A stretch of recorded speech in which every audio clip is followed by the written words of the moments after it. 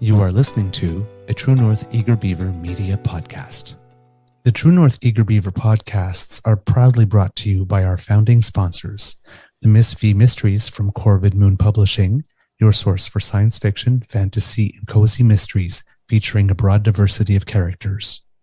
CanadianTarot.com, your uniquely Canadian online eclectic tarot community and forum, and the Peppermaster, hot pepper sauces made from fresh farm ingredients to thrill your taste buds and expand your mind.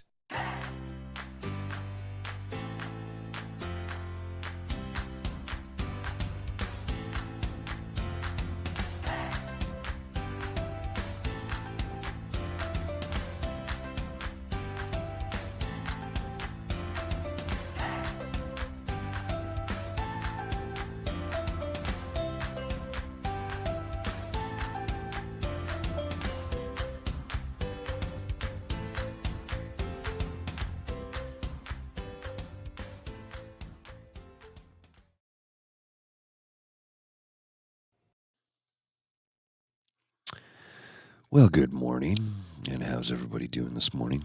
As you can see, I'm all by myself right now.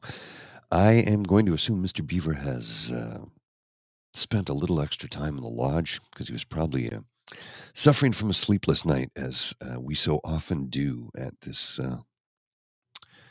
particular time of year. So I am currently flying solo, but that's okay. I'm capable of doing that. I just would prefer to have my co-pilot with me, you know? So, how's everybody feeling this morning?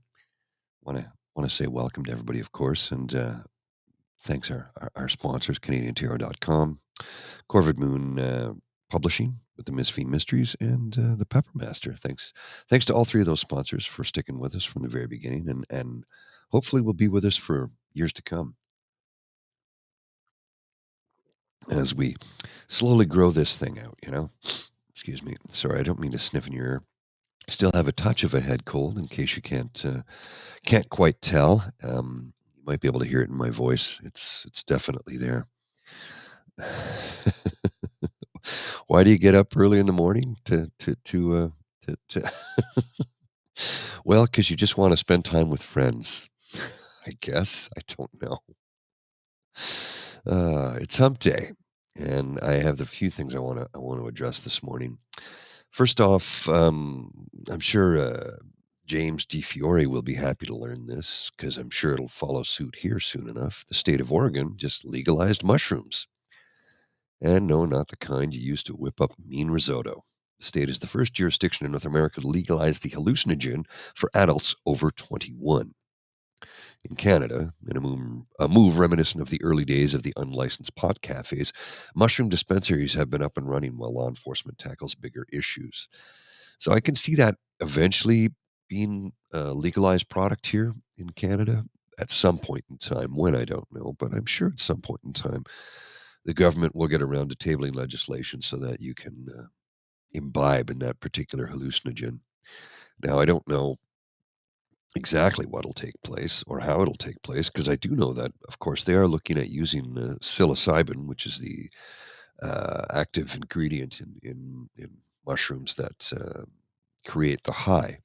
Psilocybin is being used in microdosages to treat both depression and anxiety, and initial findings indicate that it works incredibly well as both an antidepressant and an anti-anxiety medication. So this could be a move in the right direction, but I don't know. I'm still look. I'm still waiting to find out how well it works and what the possible side effects are. I mean, the study will be going on for a while, but if if microdosing can reduce the effects of depression and anxiety, I'm all for it. Oh, PTSD as well, eh, Mike? Well, that's good to know. I did not know that. Well, and that's funny you say that, Lazy Sunday. Only the Canadian government can lose money selling drugs. Let's remember to point the finger of blame at the provincial governments that operate the stores and license them, because it is federally legal. and it's up to the provinces to license and regulate the dispensaries and stores. And um, yeah, in the first year that cannabis was legal in Canada, I think the Ford government lost something like $40 million, or was it 125? Somebody want to look that up? Feel free. I'm kind of busy with a few other things at the moment. Uh, but yeah, we lost money selling weed. Go figure. Only a former drug dealer has been college dropout. He did graduate high school, let's be honest, he did. Only a former has-been drug dealer college dropout could lose money selling legal marijuana. Isn't that wild? And according to microdosing every 2 weeks also helps, but gives people the intense euphoria. Some benefit from bigger dosages and others through micro. Yeah, and it's one of those things where it's like let's just see what's going to take place because I'm allergic to a million things, so I'm a little bit nervous about anything like that. To be honest with you, I'm hoping to see what kind of results are back from the medical study to find out exactly what takes place and how it can benefit individuals across the spectrum of mental health disorders and PTSD, depression, anxiety. Will it help with bipolar disorder? I mean, if it can, that'll be great. Especially for people who don't have drug benefit plans because antidepressant medication can be quite pricey. I'm lucky enough to have a health plan that covers 94% of the cost. A prescription cost me $6, so I'm lucky. I don't have any sick leave. Well, 3 days a year. Anyway, in other news, um, $14.3 million is the average earnings of the 100 highest paid CEOs in Canada in 2021, a new record. It's 21% higher than the previous record set in 2018. CEOs made most of their money not through salary but through bonuses and shares. And as it turns out, I think by 9:43 a.m. yesterday, so the first 43 minutes of the day, they'd already earned about $59,000, which is the average salary, I think, or the average income for most Canadians. Like 59,000 seems like a low number for the average. I mean that's well below the middle class cutoff in the city of Ottawa, but I guess it varies from city to city. I think the middle class cutoff in Toronto is about 130,000, which sounds ridiculous, but yet there you have it, because the cost of living is just so ridiculously high in that city. Somebody want to inform me on that, whether I'm incorrect on those numbers, but it's $88,000 or 87,000, 87 or 88,000 to be a member of the middle class as a single individual in an apartment in downtown Ottawa. I don't make that cutoff. Oh, excuse me. That coffee is so good. I'm going to have to grab another one shortly, I think. I just made a fresh pot of coffee. And, well, there you go. Mike H., you make that working two jobs. And that's not easy. Um, somebody said to me recently, average Canadian salary, sorry, I'm going to quote Rianne here. Average Canadian salary in September 22 is deduced from as 59,300 per year, according to 2020 income survey results. Canadians earned an average of 51,000, while their median income was 39,500. Wow. Okay. I did not know that. So the average CEO earned more than most Canadians did in the first 43 minutes of the day yesterday. Which brings me to, yeah, the rich get richer, right? How about the crypto king, former FTX CEO and ex next Warren Buffett, in air quotes, Sam Bankman friend? Um, wow, this guy. He maintained his innocence in court yesterday while facing charges that could land him up to 115 years in the big house. He's known as SBF, Sam Bankman-Fried.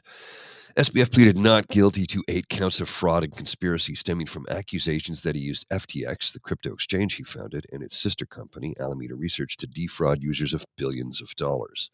The disgraced crypto wonderkind is out on bail, set at $250 million, and living in his parents' California home while awaiting his day in court. So, if you lost your shirt on crypto, and you're a very wealthy person and you lost millions of dollars in crypto, I don't give a shit. You're being greedy and you were just trying to get more money. If you were just somebody who had a small investment and you put tons of money into it because Skippy the Wonder Pigeon, Pierre Poliver, suggested you do so, I feel for you, and we should go after Pierre and make him pay back the money that people lost by listening to his misguided, uninformed opinion. That's just my thoughts. I don't know if there's any way we could possibly recover any monies for those individuals who lost them via crypto investments.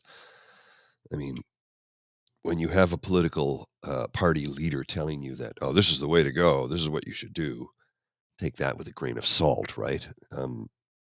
I've never heard a political leader telling citizenry where we should invest our money before. You're right, Mike. He wants it back, and he's an idiot. I mean, seriously, have you ever in your life, at any point in time, and I know some of the listeners here and viewers are a couple years older than me, have you ever heard about or of a politician telling you where to invest your money in this country, other than government-backed savings bonds, or RRSPs? But even RRSPs, I don't know if the government suggested that. I can't recall any time when the government has. I know banks certainly will tell you to do that, but the government? Man. Wait, what's this? What's this, Shelley? Her chemo is going to cost her $9,000 above what OHIP covers? That doesn't sit well with me, because I couldn't cover that. I guess I would just opt for MAID at that point, because that that sounds terrible. Here, Lazy Sunday with Wade and Doe is saying the chemo itself is covered by healthcare. It's all the extracurricular meds, i.e., anti-nausea, blood thinners, and such, are not covered. Never mind the ostomy supplies. Okay, so that would make sense. Yeah. And you might be right about that, Rhiannon. Pierre Poliver did it on purpose to have disgruntled constituents keep rating at Trudeau. People who make bad life decisions always blame politicians first. You are correct. I made a mistake and it's his fault. And you're right. Mike H., I've never heard a politician in this country, in Canada, ever given advice on outside investments. If anybody has ever heard of that, please inform me. This has got to be a first in this country, because I can't recall ever hearing a politician telling you to invest your money in a gambling scheme, because crypto is gambling. It's no different than walking up to a casino, putting money into a slot machine, and pulling that lever. It's no different. It's a complete gamble, and a foolish one at that, as evidenced by the massive amount of money people have lost in the process. It's just it's tragic when people lose their life savings based on an investment advised by a political leader. It boggles the mind. It's astonishing to me that any political leader would suggest something like that, let alone say we should back our currency with it. It's like, this guy's a fucking idiot. Come on.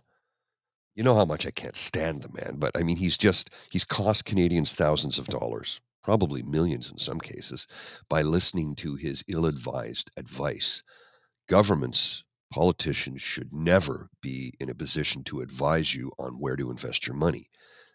If they are, take that with a grain of salt and then do some investigating, because it would make one wonder, how will he possibly gain on this? I'm not saying, I'm not even suggesting. It's just, you know, when all the numbers are on the table, they start to add up after a while. Form your own opinion, please. I encourage you to do so. In other news, we're going to call this a FAFO moment. A FAFO? FAFO? F around and find out? Well, I'll have to pull the graphic down here so you can see it. What happened? A 19-year-old from Ottawa was arrested for tweeting threats to Parliament, the Department of Defense, and the embassies of the US and China. According to the RCMP, Daniel Hood was charged with several counts of committing a terrorist hoax, uttering threats against a person and uttering threats against property. The details. Well, the charges stem from a series of threats to make bombs to blow up the defense building in the city, as well as the U.S. Embassy and Parliament, according to court documents obtained by Global News. He also threatened to burn down the Chinese embassy. He was arrested. The charges are now only being announced, despite the arrest taking place on November 10th, 2 days after the threats were made, so they were on him pretty quick. Hood was released on several conditions, including not to communicate with staff at the embassies or Parliament. He is also banned from going near the buildings and has a nightly curfew of 8 p.m. to 7 a.m. His next court appearance is January 18th. Why the hell is he out? Like, why is he out on bail? Why is he released? Seriously, why is that man free to roam around after uttering threats like that? That just doesn't make any sense to me.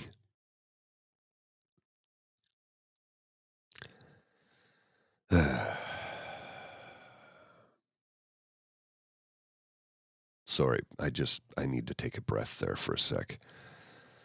You know, sometimes the world just doesn't make any sense. It just doesn't make any sense some days. Let's take a sip of coffee here, shall we? I'm going to have a lot of pauses I'll have to edit out for the audio version of this podcast. Well, my friends, yes, BB, you are correct. Ponzi, Ponzi, Ponzi. That's all it is. It's a big grift. It's all a big grift. It's all about how to keep us down, keep us working class and poor down under the heel of their boot, while they tell us to pull ourselves up by our bootstraps, but we can't afford boots to begin with, let alone straps for the boots. Tell us that we're the ones that are harming the middle class, but we're the ones who are suffering the most, while the rich get richer and the poor get poorer. And it's just how it goes, man. It's the same old song and dance that's been going on for centuries. And I dare say Generation Z is not putting up with it. People want to call them doing things like quiet quitting or not, are refusing to work, and that's not true. They're not refusing to work. They're refusing to work for slave wages or shit wages. You can call them slave wages because the piss poor wages they pay today, minimum wage as an example, would actually be less than housing, feeding, and clothing somebody. So an employer, it's in their benefit to have a lower minimum wage.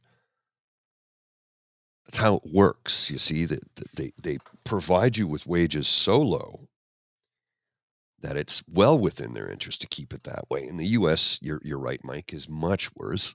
Where I think the minimum wage there is $7.25 an hour, and servers is half that. So if you work in a restaurant or a bar or a pub, or a nightclub, it's less than that.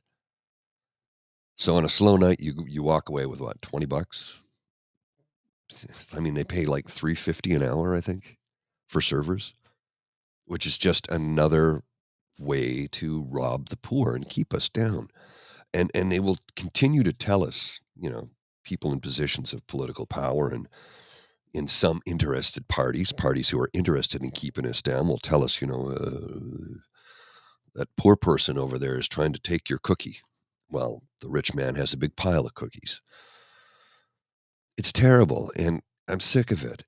And I love how Gen Z is saying, no, we're not putting up with this shit. You're going to increase our wages or I quit. Okay, I'll quit. I'll find another job. I don't care. Well, we can't afford to staff somebody. Well, then you can't afford to be in business if you can't afford to pay somebody a living wage. One of the terrible things about um, publicly traded companies is that the larger shareholders insist on a increase in their dividend payments each quarter and an increase in their share price each quarter. So as a result, the company needs to find ways to create what they call efficiencies. And oftentimes it's like, oh, this person has been here for 27 years. They're close to getting their big payout and their pension. Let's fire them and we'll give them a shitty severance package because they'll be in such a state of shock, they won't know that they have the right to refuse to sign any document that we give them. We'll say, sign this document and we'll give them 6 months salary and they'll be on their way and we're free and clear of all that money. Well, that's not the case. If you're smart, you won't sign a damn document an employer hands you upon your termination. You will say, I'm going to have my lawyer look at this. And you can watch them reel in terror because they then know that you're smart and you will get them for what they owe you. And Gen Z knows this. And Gen Z is going to stick it to the man. And I'm happy about that because you know what? It's about damn time. We told these companies that, we'll continue to insist upon larger profit margins, larger shareholder dividends, larger shareholder prices for an increase in their obscene wealth at the cost of the people who created the wealth. I could go on for hours on this. I don't want to. I'm going to move off this topic in a second because I don't want to get too fired up. Here, look, this is Mike. He went 10 years without a raise. I was making the same as I did last year for 10 years. I started working a second job in 2015 to make ends meet. Well, I'm still only working, truthfully, I'm working 2 jobs. This one, which I make no money at and spend a lot of money on, and my day job. I happen to love my day job because of the place where I work. Um, my employer gave me a 2% raise last year, which amounted to a 6% pay cut. I earn less money today than I did in 2015. $10,000 less. 10,000? $15,000 less than I earned in 2015. So you can imagine how it gets difficult for me. This is the only second job I can really do because I just physically, after working 29 years in the construction industry, I'm incapable of working any job that requires labor of any type. All day long, I work my butt off and I love what I do and I love the people I work with. I'm very, very fortunate, but because I'm a subcontracted employee, I'm not paid commensurate to what I should be getting paid. So I do this because I love this, and hopefully, our goal is to turn this into a revenue stream. And let's be honest, we'll continue to provide this service to you. There's no question. But we need ads. We need to create revenue out of this because it's expensive to operate this. It costs me between bandwidth costs and services that I pay for access to information that I require to run a decent YouTube channel. It adds up to a few $100s a month over and above the money I've spent on equipment. So you can imagine that the investment I've made in this business is one that I take very seriously. We want to continue to give you a good product. We will never stop giving you a good product. But, it's getting to the point where I've got to have some revenue coming in at some point. Okay, I'll get off the topic because it's difficult. You had 6 jobs at one point, hey, Rihanna? That is, Jesus, 6 jobs. Yeah, there's just too much. There's just too much sometimes. You can't push yourself to the point of sheer exhaustion because, let's face it, life is short and you should have a decent one. Nobody should have to work 60, 70, 80 hours a week.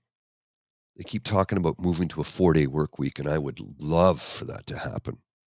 But does that mean I got to work, what, 10 4-hour, 4 10-hour days? See, the company I was employed by, which was bought by a larger company, we were salaried employees with a vehicle allowance and based on a 37.5 hour a week. Well, the new company, when they bought us, they moved us to a 40-hour work week, overtime at 44, and yeah, moved us to hourly and no more vehicle allowance. So they're like, "Well, you make more money because you have." You can't sell me on switching from salary to hourly. Sorry, it's never going to work. And again, I love my job. I love what I do. Just, you know, some days you just have trouble reconciling the fact that you're not appreciated. I guess I guess that's what it boils down to. Not appreciated some days. Oh, I just got a message from Mr. Beaver. What's he have to say here? Hang on a second here. Let's see. Just woke up. The alarm for some reason was toggled off. Oh, okay. Well, if he wants to join us, we're here, but I got to leave in like 10 minutes. So, yes, I did see that, Shelley. The two leads from the a 1968 adaptation by Franco Zeffirelli of Romeo and Juliet are suing Paramount for child abuse over a nude scene in the film. They're suing Paramount for $500 million. I honestly don't believe they're going to see any money due to the fact that there's too much mounting evidence from interviews as recently as 2018 saying they had a wonderful time on set and how much they appreciated, Franco Zeffirelli's attention to detail and the way they were treated. So I don't know that they're going to be able to win that. I don't know what's going to happen there. Honestly, curious to see what will come of it, though. I remember seeing that in high school.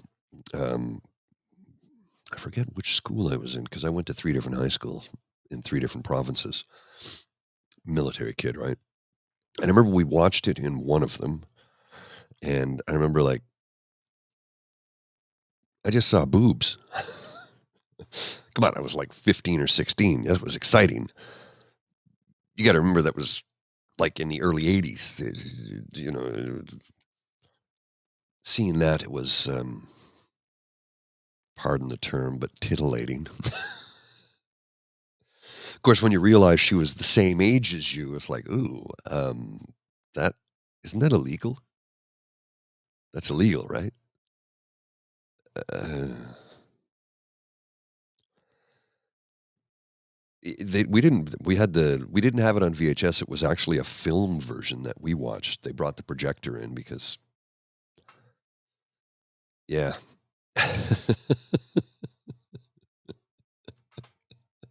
Lazy Sunday with Wade and Doe. I'm 60 and still get excited when I see boobs. 54, no different. I mean, we always get excited at that because, inside I'm still 15 years old up here, right? Or as I like to describe myself to people when they first meet me, they go, "Hey, hey," I go, "How are you?" "Well, I'm 19 with 35 years experience," which is the truth for a great many of us. And I don't think, and you're right, Nucky, some things will never change. It's just how it is. And what was it that on many TikToks I've seen, young women will be on, young women, sometimes women my age, sometimes women, in their mid 30s. I guess anybody younger than me I consider young today. Will say something to the effect of, your man is having a bad day, your boyfriend or your partner, your lover, having a bad day, show him boobs. Show him boobs. Show her boobs. They always make everybody happy. And I can't lie. It always makes me happy. Who's kidding who? Speaking of, here's mine. That's me in the Speedo.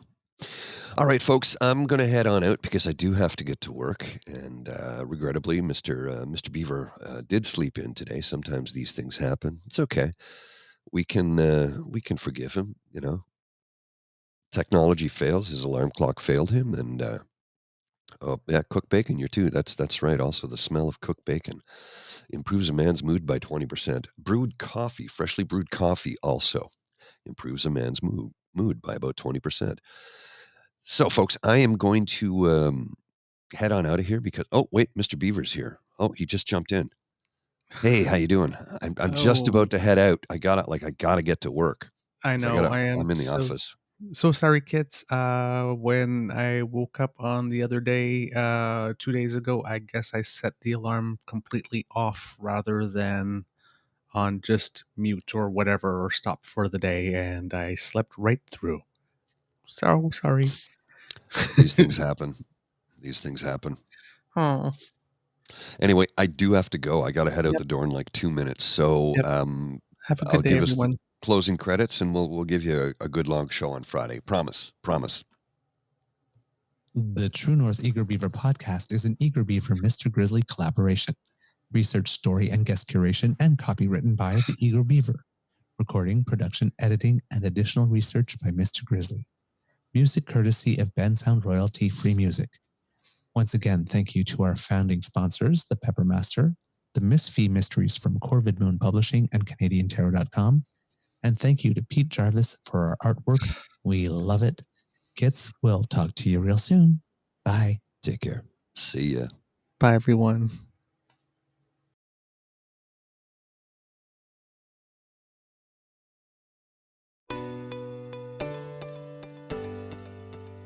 You are listening to a True North Eager Beaver media podcast. The True North Eager Beaver podcasts are proudly brought to you by our founding sponsors, the Miss V Mysteries from Corvid Moon Publishing, your source for science fiction, fantasy, and cozy mysteries featuring a broad diversity of characters. CanadianTarot.com, your uniquely Canadian online eclectic tarot community and forum, and the Peppermaster, hot pepper sauces made from fresh farm ingredients to thrill your taste buds and expand your mind.